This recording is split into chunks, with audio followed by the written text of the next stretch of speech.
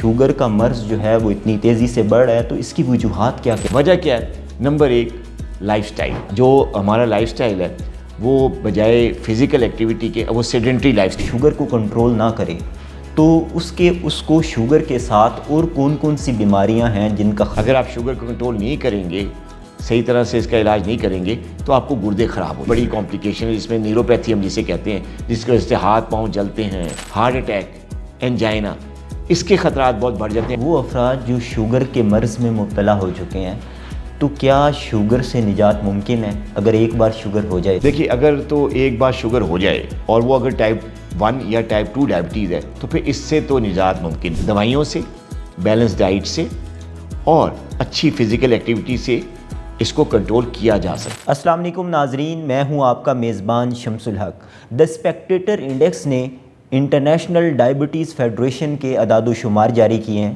اس report میں 30 سے زائد ممالک کا ڈیٹا شامل ہے اور پاکستان اس فہرست میں پہلے نمبر پر ہے. پاکستان کا شمار دنیا کے ان ممالک میں ہوتا ہے جہاں شوگر کے مریضوں کی تعداد سب سے زیادہ ہے. پاکستانی یعنی کہ دنیا کی نمبر 1 ڈائبیٹک نیشن ہے. انٹرنیشنل ڈائبٹیز فیڈریشن کے مطابق پاکستان میں شوگر کے مریضوں کی تعداد جو ہے وہ 3 کروڑ سے تجاوز کر چکی ہے. آخر ایسا کیوں ہوا؟ اس پر بات کرنے کے لیے میرے ساتھ موجود ہیں ڈائبٹولوجسٹ ڈاکٹر شاہد ندیم صاحب، جو تقریباً پچھلے 26 سالوں سے شوگر کے مریضوں کا علاج کر رہے ہیں. السلام علیکم اینڈ ویلکم ٹو دا شو. جی وعلیکم السلام. اچھا ڈاکٹر صاحب، جس طرح کہ آپ نے دیکھا کہ جو دی اسپیکٹیٹر انڈیکس ہے اس کے مطابق جو ہے وہ پاکستان ان ممالک میں شامل ہے جس میں شوگر کے مریض جو ہیں وہ سب سے زیادہ ہیں، اور یہ تعداد جو ہے وہ 3 کروڑ سے زائد ہو چکی ہے. تو میں آپ سے یہ جاننا چاہوں گا کہ شوگر کا مرض جو ہے وہ اتنی تیزی سے بڑھ رہا ہے، تو اس کی وجوہات کیا کیا ہوتی ہیں؟ دیکھیے، میں بالکل اکثر میں آپ کے پروگرام میں بھی اور اکثر ویڈیوز میں یہ کہتا رہتا ہوں کہ دیکھیں، دن بہ دن جو ہے وہ شوگر کے مریضوں میں اضافہ ہو رہا ہے، اور صرف پاکستان میں نہیں، دنیا بھر میں. خاص طور پہ جو ڈیولپنگ کنٹریز ہیں اور پور کنٹریز ہیں، ان میں یہ تعداد زیادہ بڑھ رہی ہے. اچھا. وجہ اس کی یہ ایک تو اویئرنیس کم ہے. جہاں تک ڈائبٹیز کے پھیلنے کی وجوہات ہیں نا، اس میں دیکھیں ڈائبٹیز 2 طرح کی ہوتی ہے. مین جو فیمس ٹائپس ہیں نا ڈائبٹیز کی، وہ ہیں ٹائپ 1 ڈائبٹیز اور ٹائپ 2 ڈائبٹیز. ٹائپ 1 ڈائبٹیز ان لوگوں کو ہوتی ہے جو جوان ہوتے ہیں، بچے ہوتے ہیں، ان میں انسولین نہیں بنتی اور ان کو ٹائپ 1 ڈائبٹیز ہو جاتی ہے. جو ٹائپ 2 ڈائبٹیز ہے اس میں جو ہے وہ پیتھولوجی ذرا ڈفرینٹ ہوتی ہے، اس میں وجہ ڈفرینٹ ہوتی ہے. اس میں انسولین بنتی ہے لیکن وہ کام نہیں کرتی، انسولین ریزسٹنس ہوتا ہے، لائف سٹائل کی کمی ہوتی ہے اور اس کی وجہ سے ڈائبٹیز ہو جاتی ہے. جو آپ نے انٹرنیشنل ڈائبٹیز فیڈریشن کا جو ڈیٹا سنایا ہے لوگوں کو، یہ ریسرچ ہوئی ہے زیادہ تر ان کیسز پہ جو کہ ٹائپ 2 ڈائبٹکس ہیں. پاکستان میں ٹائپ 2 ڈائبٹیز کے انسیڈنس میں بہت تیزی سے اضافہ ہو رہا ہے. اور جو وجوہات ہیں اس میں بیسیکلی 3 وجہ ہیں جن کی وجہ سے ٹائپ 2 ڈائبٹیز کی کیسز میں اضافہ ہو رہا ہے، اور پاکستان اس میں نمبر 1 ہوتا جا رہا ہے. ٹھیک ہے جی ہاں. اور اس میں جو ساؤتھ ایسٹ ایشیا ہے، اس میں جیسے انڈیا ہے، جو ممالک ہیں وہ بھی شامل ہیں اس میں. ان میں بھی بہت تیزی سے ڈائبٹیز کے پیشنٹ جو ہیں بڑھ رہے ہیں. وجہ کیا ہے؟ نمبر ایک، لائف سٹائل. جو ہمارا لائف سٹائل ہے وہ بجائے فزیکل ایکٹیویٹی کے وہ سیڈنٹری لائف سٹائل ہو گیا. ہم لوگوں کا لائف سٹائل چینج ہو گیا. اب زیادہ تر آفیسز میں جو ہیں وہ بیٹھنے کے کام ہے. گاڑی میں بیٹھا اور گھر سے آپ آفس آ گئے، آفس بیٹھے رہے، آفس سے نکل کے گاڑی میں بیٹھے، پھر چلے گئے گھر، پھر بیٹھ گئے. بازار گئے، گاڑی ہماری کوشش ہوتی ہے کہ ہم وہاں تک جائیں جہاں تک بالکل دکان کے بالکل آگے جا کے گاڑی کھڑی کریں. اگر ہم کوئی 5 منٹ ہمیں پیدل چلنا پڑ جائے یا 1-2 منٹ کی واک کر کے پارکنگ دور کر کے ہم کر جائیں تو ہمیں بڑا غصہ آتا ہے کہ یار میری گاڑی اتنی دور ہے اور میں پیدل چل کے آ رہا ہوں. ایسا ہے، مطلب یہ ہے کہ ہمارا ایک ٹریڈیشن بنتا جا رہا ہے. یہ وہ چیز ہے جو کہ سب سے بڑا فیکٹر ہے جس کی وجہ سے ڈائبٹیز کی کیسز میں اضافہ ہو رہا ہے کہ ہمیں اب بیٹھنا زیادہ پسند ہے. ہمارے جو ہے نا فزیکل جو کام ہے وہ بھی ہم نے اب اپنے موبائلوں پہ کر لیے. بالکل ایسے. پہلے بینک جاتے تھے، اب کیا کرتے ہیں؟ اب گھر میں بینک آپ کے ہاتھ میں آ گیا. ٹھیک ہے. تو یہ چیزیں جو فزیکل ایکٹیویٹی کا فقدان ہے، جو ہمارا جو لائف سٹائل سیڈنٹری ہو گیا، بیٹھے رہنے والا ہو گیا، یہ پہلا بڑا فیکٹر ہے جس کی وجہ سے ڈائبٹیز میں کیسز میں اضافہ ہو رہا ہے. دوسری بڑی وجہ ہے موٹاپا. اچھا. یہی جو لائف سٹائل کی جو میں نے کہا نا چینج آئی، اس کی وجہ سے کیا ہوا؟ کھایا بیٹھ گئے، کھایا لیٹ گئے. ٹھیک ہے.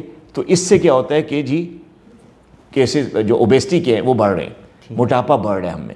اور جب موٹاپا ہوتا ہے تو اس کی وجہ سے انسولین ریزسٹنس ہوتی ہے باڈی میں, اور انسولین ریزسٹنس کی وجہ سے ٹائپ 2 ڈائبٹیز ہو جاتی ہے. ٹھیک ہوگا. تو جو یہ سیڈنٹری لائف سٹائل ہے اور یہ جو موٹاپا ہے, اوبیسٹی, یہ دوسری وجہ ہے. یہ 2 وجوہات جو سب سے بڑی وجوہات ہیں جس کی وجہ سے ٹائپ 2 ڈائبٹیز پاکستان میں بہت زیادہ ہو رہی ہے. تیسری بڑی وجہ ہے جو کہ میں اکثر کہتا رہتا ہوں کہ کووڈ کے بعد یہ وجہ زیادہ سامنے آئی ہے, وہ ہے اسٹریس, ٹینشن, انزائٹی, جاب کا اسٹریس, کمائی زیادہ نہ ہونے کا اسٹریس, خاندانی مسائل, کاروباری مسائل, یہ سارے انسان کو نا اور اسٹریس میں مبتلا کیے. اور ہمارا جو اب لائف سٹائل ہو گیا وہ بہت تیز ہو گیا ہے, جس کو ہم کہتے ہیں اربنائزیشن. ٹھیک ہے. اربنائزیشن ڈیولپمنٹ کا ایک سائن ہے کہ جتنے شہروں میں اضافہ ہوگا تو کنٹری سمجھی جاتی ہے کہ ڈیولپ کر رہی ہے. اوکے.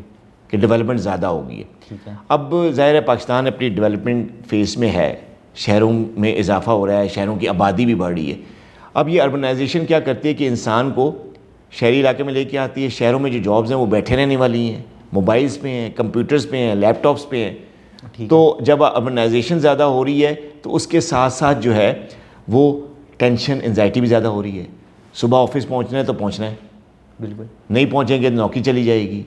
گئے پھر بھاگم بھاگ, مطلب ایک تیز رفتار زندگی ہو گئی ہے آج کل, جس کی وجہ سے اسٹریس میں اضافہ ہوا ہے. کووڈ کے بعد جو ہے نائٹ جابس جو ہیں وہ زیادہ ہو گئیں, ڈے جابس ختم ہو گئیں. اس کی وجہ سے بھی ایک ٹینشن, اسٹریس آیا, باڈی نیند کی کمی آئی, اور سارا کچھ. اور پھر جو آج کل جو اکنامک حالات چل رہے ہیں کووڈ کے بعد, ظاہر ہے ایک نیچے آیا ٹرینڈ, مہنگائی بھی ہوئی, جابس ختم ہوئی, ان امپلائمنٹ ہوئی. یہ ساری چیزیں جو مرد حضرات ہیں خاص طور ان پہ جو ہیں وہ اسٹریس کے طور پہ آئی ہیں. اس اسٹریس کی وجہ سے بھی انسولین ریزسٹنس ہوتی ہے, اور انسولین ریزسٹنس کی وجہ سے ٹائپ 2 ڈائبٹیز ہوتی ہے. تو 3 بڑی وجوہات ہیں جس کی وجہ سے ٹائپ 2 میں اضافہ ہو رہا ہے. ٹھیک ہے. تو پاکستان میں جو ذہنی صحت کے مسائل ہیں اور ڈپریشن جو ہے وہ بڑھ ہے, تو جیسے جیسے یہ بڑھے گا ساتھ ڈائبٹیز جو ہے یہ بھی بڑھتی جائے گی. یہ بھی بڑھتی جائے گی. ٹھیک ہو گیا. اچھا سر, اب ایسا فرد جس کو ڈائبٹیز ہو چکی ہے, جو شوگر میں مبتلا ہو گیا, تو اگر وہ شوگر کو کنٹرول نہ کرے تو اس کو شوگر کے ساتھ اور کون کون سی بیماریاں ہیں جن کا خطرہ زیادہ ہے اس کو؟ دیکھیے, اگر ایک ڈائبیٹک پیشنٹ ہے اور وہ اگر اپنی شوگر کو صحیح طرح مینیج نہیں کرتا, ڈاکٹری ہدایت پہ عمل نہیں کرتا, یا اپنی ادویات کو ٹائم پہ نہیں لیتا, یا وہ ڈائٹ یا جو پرہیز اس کو بتایا جاتا ہے اس پہ عمل نہیں کرتا, ٹھیک ہے, اور اپنی جو فزیکل ہیلتھ ہے, مطلب ایکٹیویٹی ہے, ایکسرسائز نہیں کرتا, واک نہیں کرتا, ہر وقت بیٹھا رہتا ہے, اپنے وزن کو چیک میں نہیں رکھتا, ٹھیک ہو گیا, موٹے سے موٹا ہوئی جا رہا ہے, جو فری ٹائم ملتا ہے وہ موبائل لے کے بیٹھ جاتا ہے, گراؤنڈز میں نہیں جاتا, واک نہیں کر سکتا. حالانکہ ینگ لوگ ہوتے ہیں, بالکل جا سکتے, کر سکتے, لیکن نہیں کرتے. تو کیا ہوتا ہے, ڈائبٹیز جو ہے انکنٹرول ہو جاتی ہے, نہیں کنٹرول ہوتی, بڑی اسپائکس آتی ہیں, شوگر لیول بہت زیادہ بڑھ جاتا ہے, نہ صرف فاسٹنگ میں, رینڈم میں بھی بڑھ جاتا ہے, HbA1c بھی ٹارگیٹ بھی. اب اگر اس طرح کچھ عرصے چلتا رہے تو صرف ڈائبٹیز ہی نہیں, پھر کئی اور بیماریاں جنم لیتی ہیں جس کو ہم کہتے ہیں کمپلیکیشنز, پیچیدگیاں. ٹھیک ہے. جو یہ پیچیدگیاں یہ 2 طرح کی ہوتی ہیں. ایک کو ہم کہتے ہیں مائکرو ویسکولر کمپلیکیشنز, جس میں چھوٹی شریانیں جو ہیں وہ بیمار ہو جاتی ہیں, تنگ ہو جاتی ہیں. اور دوسری جو کمپلیکیشن ہے ٹائپ کی, اس کو ہم کہتے ہیں میکرو ویسکولر کمپلیکیشن, بڑی شریانوں کی بیماری. دونوں شریانیں جو ہیں وہ شوگر ہائی ہونے کی وجہ سے نیرو ہو جاتی ہیں, بیمار ہو جاتی ہیں, جس کی وجہ سے بلڈ سپلائی جو ہے آرگنز کا وہ خراب ہو جاتا ہے, نیوٹریشن سپلائی خراب ہو جاتی ہے, جس کی وجہ سے کمپلیکیشن جنم لیتی ہے. جو مائکرو ویسکولر کمپلیکیشنز ہیں ان میں 2-3 بڑی ہی ڈینجرس قسم کی جو ہیں وہ پیچیدگی ہے. Number 1, chronic renal فیلر. اگر آپ شوگر کو کنٹرول نہیں کریں گے, صحیح طرح سے اس کا علاج نہیں کریں گے, تو آپ کو گردے خراب ہو جائیں گے, جس کو ہم کرونک کڈنی ڈیزیز کہتے ہیں. اور اگر یہ ایک دفعہ ہو جائے تو پھر اس کا ریورسل کافی زیادہ مشکل ہوتا ہے. اور اگر یہ ریورسل نہ ہو اور اس کا علاج صحیح نہ کیا جائے تو پھر اینڈ پہ گردے فیل ہو جاتے ہیں اور انسان ڈائلیسس پہ آ جاتا ہے. تو یہ تو سب سے بڑی خطرناک صورت. دوسری چیز ہے ڈائبیٹک پولی نیوروپیتھی, جس میں انسان کی جو نسیں ہیں, جو نروز ہیں, وہ ڈسٹرائے ہونے شروع ہو جاتی ہیں. جب نروز ڈیمیج ہوتی ہیں تو انسان کی جو سینسری سسٹم ہے پہلے وہ خراب ہوتا ہے, پھر موٹر سسٹم خراب ہوتا ہے دماغ کا, اور پھر دماغ بھی ویک ہونا شروع رہتا ہے. تو یہ ایک دوسری بڑی کمپلیکیشن ہے جس میں نیوروپیتھی ہم جسے کہتے ہیں, جس کی وجہ سے ہاتھ پاؤں جلتے ہیں, انسان سکون کی نیند نہیں لے سکتا, ہر وقت تھکا تھکا رہتا ہے, ٹانگیں درد کرتی رہتی ہیں, کنسنٹریشن والا کام نہیں کر سکتا، نیند اس کی ڈسٹرب ہو جاتی ہے، پلس اس کی جو فزیکل ہیلتھ ہے اس کے اندر جو ہے وہ جو اس کی دماغی صحت ہے دماغی صحت جو ہے وہ اس حد تک ویک ہو جاتی ہے کہ میموری مطلب اس کو ینگ ایج میں بھی چیزیں بھولنا شروع ہو جاتی ہیں، پھر آفس کا کام صحیح طریقے سے نہیں ہوتا، نیند اس لیے نہیں آتی کہ ہاتھ پاؤں کی جلن سٹارٹ ہو جاتی ہے، پھر اگلی سٹیج پہ ہاتھ پاؤں سن ہونا شروع ہو جاتے ہیں، اور اس سے اگلی سٹیج پہ جو موٹر ڈیفیسٹ آنا شروع ہو جاتا ہے جس کی وجہ سے اس کی چال خراب ہو جاتی ہے، بیلنس نہیں کر سکتا، چلتے ہوئے گرنے کا خطرہ بڑھ جاتا ہے۔ اس کے علاوہ اگر موٹر ڈیفیسٹ زیادہ ہو جائے تو چیزوں کو پکڑنے کی اور چلنے کی طاقت میں کمی آ جاتی ہے، تو یہ ساری چیزیں جو ہیں وہ ڈائبیٹک پولی نیوروپیتھی کی وجہ سے ہوتی ہے، تو یہ ایک بہت ہی بڑی کمپلیکیشن۔ پھر تیسری بڑی بیماری جو ہوتی ہے پیچیدگی وہ ہوتی ہے ریٹنوپیتھی، آنکھوں کی جب خون کی شریانیں ڈسٹرب ہوتی ہیں تو پھر پردہ خراب ہو جاتا ہے، پردہ خراب ہونے سے اندھا پن آتا ہے، جو اندھے پن کی یا بلائنڈنس کی دنیا بھر میں جو سب سے بڑی وجہ ہے وہ ڈائبٹیز ہے، تو یہ ایک تیسری بڑی پیچیدگی ہے جو آ سکتی ہے۔ اس کے علاوہ جو میکرو ویسکولر کمپلیکیشنز ہیں ان میں سب سے بڑی کمپلیکیشن ہے heart disease, heart attack, angina, اس کے خطرات بہت بڑھ جاتے ہیں اگر شوگر آپ کی کنٹرول نہیں ہوگی، ہارٹ اٹیک کا خطرہ بڑھ جاتا ہے، ہارٹ اٹیک ہو بھی سکتا ہے۔ اس کے علاوہ فالج، سی وی اے جسے کہتے ہیں، سٹروک کہتے ہیں، تو جب شوگر کنٹرول نہیں رہے گی تو جو بڑی بلڈ ویسلز ہیں خاص طور پہ دماغ کی وہ جو ہے بیمار ہو جائیں گی، اس کی وجہ سے کلاٹ بنتے ہیں، پھنس جاتے ہیں، نیرو ہو جاتی ہیں بلڈ ویسل، جس کی وجہ سے سٹروک یا فالج کا خطرہ بڑھ جاتا ہے۔ اور کئی ایسے پیشنٹس ہیں ہمارے جو کہ ڈائبٹیز کنٹرول نہیں کرتے تو ان کو دے اینڈ اپ ود سٹروک، فالج کی وجہ سے وہ بیڈ پہ آ جاتے ہیں، تو یہ سب سے بڑی پیچیدگیاں جو کہ آ سکتی ہیں اگر شوگر کنٹرول نہیں ہے۔ ٹھیک ہو گیا۔ اچھا سر، وہ افراد جن کو شوگر کا مرض ہو چکا ہے، جو شوگر کے مریض ہیں، تو کیا ان کو نیند کے مسائل کا سامنا بھی کرنا پڑتا ہے؟ اس سے کیا نیند زیادہ آتی ہے یا نیند بالکل نہیں آتی؟ اور یہ بھی بتا دیں کہ کیا یہ پیشنٹ ٹو پیشنٹ ویری بھی کرتا ہے؟ دیکھیں یہ باقی یہ جو نیند کی کمی ہے نا، نیند کے جو مسائل ہیں یہ person to person, patient to patient vary کرتا ہے۔ اچھا۔ ٹائپ 2 ڈائبٹیز میں کچھ ایسے لوگ ہوتے ہیں جن کا وزن بہت زیادہ ہوتا ہے، آپ نے دیکھا اکثر موٹے لوگ ہوتے ہیں، ان میں کیا ہوتا ہے انسولین ریزسٹنس ہوتی ہے، اس انسولین ریزسٹنس کی وجہ سے ان کی باڈی میں انسولین زیادہ بنتی ہے، جب زیادہ بنتی ہے تو ان میں ایک تو سستی اور کاہلی آ جاتی ہے، ویٹ بڑھنا شروع ہو جاتا ہے، دوسرا یہ کہ ان کو نیند زیادہ آتی ہے، وہ جب بھی تھوڑا سا کچھ کھا لیتے ہیں تو ان کو فوراً جو ہے وہ خماری آ جاتی، نیند آ جاتی ہے، ان کا اٹھ کے چلنے کا یا کام کرنے کا یا فزیکل کام کرنے کا دل ہی نہیں کرتا، اتنی سخت سستی آ جاتی ہے۔ تو ایسے وہ لوگ ہوتے ہیں جن میں نیند زیادہ آتی ہے، یہ وہ لوگ ہیں جن میں نیند زیادہ آ جاتی ہے اور رات میں بھی سوتے رہتے ہیں، دن میں بھی ان کا یہ تو کچھ ایسے لوگ۔ کچھ لوگ ایسے ہیں جن کو شوگر ہائی ہونے کی وجہ سے نیند نہیں آتی۔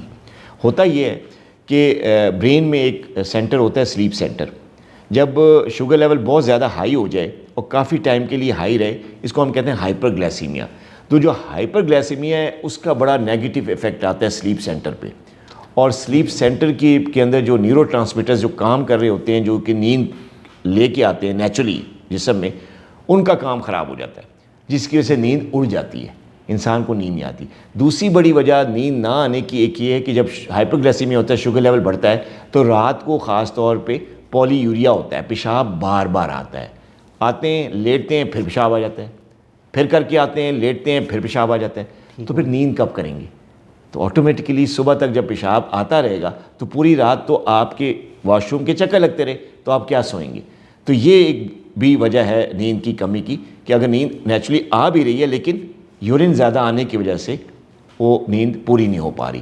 یہ 2-3 وجوہات ہیں جو ڈائبیٹک پیشنٹس کی نیند میں آتے ہیں، اور نیند جب کم ہوتی ہے تو پھر یہ بھی ایک نیگیٹو ایفیکٹ ڈالتی ہے، اس سے بھی شوگر ان کنٹرول ہو جاتی ہے۔ اچھا، یعنی شوگر ان کنٹرول ہونے کی وجہ سے نیند کم ہوئی، نیند کم ہونے کی وجہ سے پھر شوگر ان کنٹرول ہو گئی، تو یہ ایک وسش سائیکل ہے جو کہ چلتا رہتا ہے اور انسان جو ہے اس کا سکون خراب ہو جاتا ہے۔ ٹھیک ہو گیا۔ اچھا سر، ایک صحت مند فرد جو یہ جاننا چاہتا ہے کہ کیا میرے میں شوگر کا جو رجحان ہے وہ تو نہیں ہے، تو اس کے لیے اس کو کون کون سے ٹیسٹ کروانے چاہیے اور کتنے عرصے بعد اس کو یہ ٹیسٹ کروانے چاہیے؟ دیکھیے جیسا کہ آپ نے آئی ڈی ایف کے جو اسٹیٹسٹکس شو کی ہے اس میں ظاہر ہے پاکستان اب نمبر 1 پہ آتا جا رہا ہے، آ گیا ہے شوگر پیشنٹ میں نا۔ تو سب سے زیادہ بڑی وجہ جو ڈائبٹیز کی میں نے بتائی کہ وہ اب پاکستان میں موٹاپا اور سیڈنٹری لائف سٹائل ہے، ٹھیک ہے، اور ہم سب لوگ اس کے شکار ہیں، بالکل ہے، بیٹھے تو ہم بھی رہتے ہیں۔ تو جس کو شوگر نہیں بھی ہے، جو صحت مند ہے، اس کو بھی اب اس بات کی کیئر کرنی چاہیے کہ وہ اپنی اسکریننگ کروائے۔ کم سے کم سال میں آج کل کے حالات میں ایک عام آدمی جس کو شوگر نہیں ہے اس کو ضرور اپنا شوگر چیک کروانا چاہیے سال میں کم سے کم 2 دفعہ. اچھا ٹھیک ہے. اچھا اب کون سے ٹیسٹ کروانے چاہیے؟ سب سے زیادہ اوتھینٹیکیٹڈ ٹیسٹ ہے کسی اچھی لیب سے کرانا چاہیے, جو ویل ریپیوٹیڈ لیبز ہیں ان سے کرائیں, لوکل لیب سے نہ کرائیں. اور کون سا ٹیسٹ ہے؟ HbA1c, جو کہ ایک 3 مہینے کی ہمیں ایوریج ریڈنگ بتاتا ہے. لیکن وہ حضرات جن کو خون کی کمی کا سامنا ہے, اس کو تھیلاسیمیا ہے یا ان کو اینیمیا ہے یا ان کو آئرن ڈیفیشنسی ہے, خاص طور پر خواتین, وہ جو اینیمیا کا شکار ہیں وہ پھر HbA1c نہ کروائیں. وہ یا تو لیبارٹری سے اچھی لیب سے فاسٹنگ بلڈ شوگر کروا لیں یا 2 گھنٹے کے بعد کا رینڈم بلڈ شوگر کروائیں. یہ زیادہ بہتر رہے گا ان کے لیے جن کو اینیمیا یا ہیموگلوبن کا کوئی ڈس آرڈر ہے. ٹھیک ہے. Otherwise HbA1c is the best test. ٹھیک ہو گیا. اچھا سر, وہ افراد جو شوگر کے مرض میں مبتلا ہو چکے ہیں, تو کیا شوگر سے نجات ممکن ہے اگر ایک بار شوگر ہو جائے تو؟ دیکھیے, اگر تو ایک بار شوگر ہو جائے اور وہ اگر ٹائپ 1 یا ٹائپ 2 ڈائبٹیز ہے تو پھر اس سے تو نجات ممکن نہیں ہے. یہ کرونک ڈیزیز ہے جو کہ ساری عمر چلے گی. دوائیوں سے, بیلنس ڈائٹ سے اور اچھی فزیکل ایکٹیویٹی سے اس کو کنٹرول کیا جا سکتا ہے.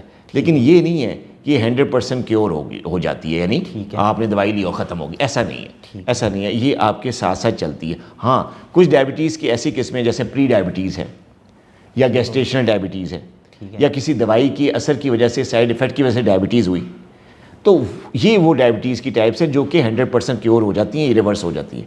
لیکن ٹائپ 1 اور ٹائپ 2 یہ چلتی ہے. ٹھیک ہو گیا. اچھا سر, پاکستان میں اگر آپ دیکھیں گے تو سوشل میڈیا پہ اور مختلف جگہوں پہ آپ سنیں گے, خصوصی طور پہ سوشل میڈیا, تو کچھ افراد ہیں وہ مختلف ویڈیوز بناتے ہیں اور مختلف سیشنز کرتے ہیں اور اس دوران وہ یہ دعویٰ کرتے ہیں کہ شوگر کو ٹوٹلی جو ہے وہ ریورس کیا جا سکتا ہے. تو اس بارے میں آپ کیا کہیں گے؟ دیکھیے, یہ بہت غلط دعویٰ ہے. ٹھیک ہے جی. اور ان لوگوں کا میڈیکل سائنس سے کوئی تعلق نہیں ہے. ٹھیک ہے. دنیا کی تمام ہیلتھ اتھارٹیز, تمام کتابیں میڈیسن کی, میڈیکل کی, ساروں میں ڈائبٹیز کو کرونک پروگریسو ڈیزیز کہا گیا ہے. ٹھیک ہے. کہ جب ہو جاتی ہے تو پھر چلتی ہے, کرونک ہے, پروگریس کرتی ہے, بڑھتی ہے. ٹھیک ہے. تو یہ جو ایک آپ نے بتایا کہ سوشل میڈیا پہ اکثر لوگ کہہ رہے ہیں, یہ بہت بڑی غلط فہمی کو جنم دے رہے ہیں. شوگر کو کنٹرول کیا جا سکتا ہے اچھی خوراک سے, بیلنس ڈائٹ سے, پراپر رائٹ میڈیکیشن سے اور رائٹ فزیکل ایکٹیویٹی سے. ان تینوں کی کمبینیشن سے ٹائپ 2 اور ٹائپ 1 ڈائبٹیز کو کنٹرول کیا جا سکتا ہے. یہ نہیں ہو سکتا کہ اگر ایک دفعہ ہو گئی ہے اور یہ ختم ہو جائے گی, ایسا نہیں ہو سکتا. ایسے حضرات جو ہیں بہت بڑی غلط فہمی جو اور متس کریٹ کر رہے ہیں معاشرے میں, اور میں یہ دیکھ رہا ہوں کہ ان کی اس مس کی وجہ سے, اس غلط فہمیوں کی وجہ سے لوگ ادویات سے دور ہٹتے جا رہے ہیں, لوگ علاج سے دور ہٹتے جا رہے ہیں, لوگ فزیکل ایکٹیویٹی ایکسرسائز سے دور ہٹتے جا رہے ہیں, اچھی ڈائٹ سے ہٹتے جا رہے ہیں, جس کی وجہ سے یہ ہو رہا ہے کہ کمپلیکیشنز جنم لے رہی ہیں. جو پیچیدگیاں جن کا میں نے ذکر کیا, macro vascular and micro vascular complications, یہ زیادہ ہوتی جا رہی ہیں. اور میں یہ دیکھ رہا ہوں کہ آج ہم پوڈ کاسٹ کر رہے ہیں ایک کہ جی کیسز میں اضافہ ہو گیا ڈائبٹیز کے. اللہ نہ کرے کہ آج سے 5 سال بعد 10 سال بعد اگر یہی حالات رہے میڈیا پہ غلط فہمی کا پھیلانے کا, تو ہم پوڈ کاسٹ کر رہے ہوں گے کہ ڈاکٹر صاحب کمپلیکیشنز بہت زیادہ ہو گئی ہیں. دنیا میں جو میکرو ویسکولر اور مائکرو ویسکولر کمپلیکیشنز ہیں, یا کڈنی فیلر ہے, یا ریٹنوپیتھی کا اندھا پن ہے, وہ پاکستان ٹاپ پہ آ گیا. اللہ نہ کرے, لیکن میں یہ بتا رہا ہوں کہ یہ ہو سکتا ہے. سر, ہم تو دنیا کی نمبر 1 ڈائبیٹک نیشن جو ہے وہ تو ہو چکے ہیں. وہ تو کہیں ایسا نہ ہو کہ اس غلط فہمی جو یہ سوشل میڈیا پہ کہ جی یہ 100% کنورٹ کیور ہو جاتی ہے, 100% ریورس ہو جاتی ہے, اس کی وجہ سے لوگ ٹریٹمنٹ سے, علاج سے ہٹتے جا رہے ہیں. وہ کیا ہوگا جب علاج سے ہٹیں گے تو پیچیدگیاں آئیں گی, کمپلیکیشن. علاج تو ہے نہیں کوئی اور, تو ظاہر ہے شوگر ان کنٹرول ہوگی اس طرح کی چیزوں سے پہ آنے سے, اور جب ان کنٹرول ہوگی تو کیا ہوگا, کمپلیکیشنز آئیں گی. اور پھر یہ نہ ہو, مجھے ڈر ہے کہ یہ نہ ہو کہ چند سالوں بعد جو کمپلیکیشنز ہیں, خاص طور پہ کڈنی فیلر ہے, ریٹنوپیتھی ہے, اندھا پن ہے, ہارٹ اٹیک ہے, فالج ہے, ان کے کیسز میں کہیں بہت زیادہ اضافہ نہ ہو جائے. اور میں دیکھ رہا ہوں کہ اگر اس چیز کو کنٹرول نہ کیا گیا پاکستان میں, جو یہ غیر ضروری مس انفارمیشن یا ڈس انفارمیشن پھیلائی جا رہی ہے ڈائبٹیز کے پیشنٹس کے لیے, اس کو کنٹرول نہ کیا گیا, تو میں دیکھ رہا ہوں کہ آئندہ کمپلیکیشن بہت زیادہ تیزی سے پھیلنے والی ہیں. ٹھیک ہوگا. اچھا سر، تو پھر جو شوگر کا جو مرض ہے وہ بڑھتا جا رہا ہے، جس کو شوگر ہوتی ہے وہ پریشان اور زیادہ پریشان ہو جاتا ہے، تو اب ان کے لیے آپ کی کیا رائے ہوگی؟ آپ ان کو کیا سجیسٹ کریں گے کہ شوگر کا علاج کس طرح پھر کریں، شوگر کو کنٹرول کس طرح رکھیں؟ دیکھیے جو ڈائبیٹک پیشنٹس ہیں آپ کے پروگرام کے حوالے سے اچھا، میں ایک میں میسیج چاہ رہا ہوں آپ ایک روڈ میپ دے دیں. اچھا یعنی کہ جو شوگر کے مریض ہیں، جن کو شوگر ہو چکی ہے اور وہ پریشان ہیں، تو آپ علاج کا ایک روڈ میپ دے دیں. جی دیکھیے، بہت اچھا کویشچن ہے. اکثر لوگ جب ان کو شروع میں ہوتی ہے تو وہ پریشان ہو جاتے ہیں کہ یار مجھے کیسے ہو گئی، میں تو نہیں ہو سکتی، میری فیملی میں نہیں ہے، میں تو چینی نہیں کھاتا، یہ وہ. تو یہ ساری چیزیں انسان کو ٹینشن میں مبتلا کرتی ہیں جب نیا وہ شوگر کا پیشنٹ بنتا ہے. لیکن میری آپ کے پروگرام کے حوالے سے تمام لوگوں سے یہ ریکویسٹ ہے کہ دیکھیں، اگر آپ کو شوگر ہو گئی ہے تو اس میں پریشان ہونے والی بات نہیں ہے، اس میں ٹینشن نہ لیں، کیونکہ ٹینشن لینے سے آپ کی شوگر مزید خراب ہوگی، مزید انکنٹرول ہوگی. تو آپ ریلیکس رہیں، کیونکہ اس کا علاج ممکن ہے، علاج کوئی مشکل نہیں ہے. ٹوٹل اپنے آپ کی اپنی لائف کو آپ نے ڈسپلن کرنا ہے. اور ڈسپلن کرنا ہے، اور کس چیز میں ڈسپلن کرنا ہے؟ ایکسرسائز میں، رائٹ میڈیکیشن کے استعمال میں، اچھی خوراک بیلنس ڈائٹ کے استعمال میں. یہ ایک ڈسپلن ہے. اب جو ڈسپلن کا روڈ میپ ہے وہ میں بتاتا چلا ہوں. دیکھیں، اگر آپ کو ڈائبٹیز ہو گئی ہے تو اس میں آپ ٹینشن نہ لیں، سب سے پہلی بات. دوسری یہ کہ چاہے دنیا کی کوئی بھی ڈائبٹیز ہے، چاہے کتنی انکنٹرول نہ ہو، وہ کنٹرول ہو سکتی ہے صرف 3 چیزوں کے کمبینیشن سے. 3 چیزیں اگر آپ روزمرہ کی زندگی میں لے آئیں تو اس سے آپ کی شوگر چاہے جتنی مرضی خراب کیوں نہ وہ ٹھیک ہو سکتی ہے، کنٹرول ہو سکتی ہے. ٹھیک ہے. اچھا، وہ 3 چیزیں کیا ہیں؟ وہ روڈ میپ کیا ہے؟ نمبر 1 ہے رائٹ میڈیسن رائٹ ڈوز میں. جو ڈاکٹر ڈاکٹر آپ کا ایکسپرٹ ہونا چاہیے، اپنی فیلڈ کا ماہر ہونا چاہیے.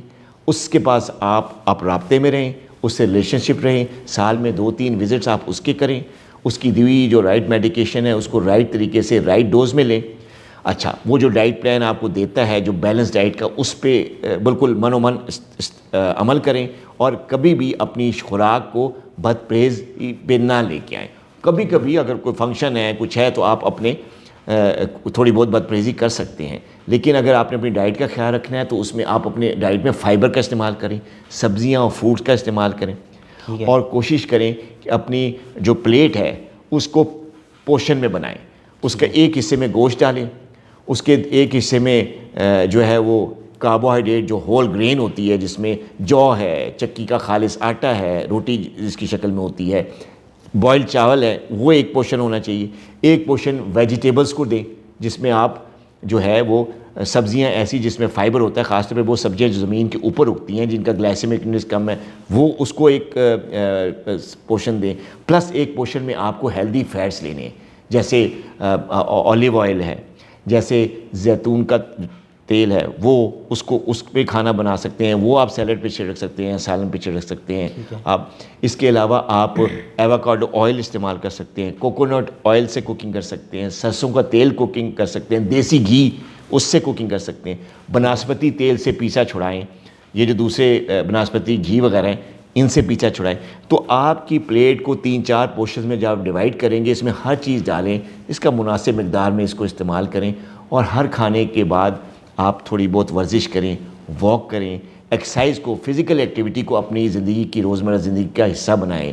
اگر آپ بوڑھے ہیں، آپ زیادہ واک نہیں کر سکتے یا زیادہ ایکسرسائز نہیں کر سکتے، تو گھر میں بیٹھ کے یوگا ایکسرسائزز ہیں، چیئر پہ بیٹھ کے ویڈیوز ہر طرح کی بڑی پڑی ہیں یوٹیوب پہ، سوشل میڈیا پہ. آپ وہ دیکھ کے جو آپ کو ایزی لگتا ہے وہ فزیکل ایکٹیویٹی کم سے کم آدھے گھنٹے کی ڈیلی ضرور کریں. اگر آپ ینگ ہیں، مڈل ایج ہے، جم جوائن کر سکتے ہیں، جم میں جائیں، 1 گھنٹے کی فزیکل ایکٹیویٹی کریں. اگر آپ کو کہیں جانا پڑتا ہے تو کوشش کریں کہ گاڑی کہیں دور کھڑی کریں اور پیدل چل کے جو کام کرنا ہے وہ کریں. پیدل چل کے واپس آئیں، پھر گاڑی بیٹھ کے جائیں.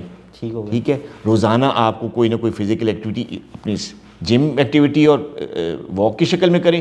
اور یہ جو شاپنگ کام ہے، آفس کے کام ہے، ان میں بھی آپ چہل قدمی کو اپنی عادت بنائیں.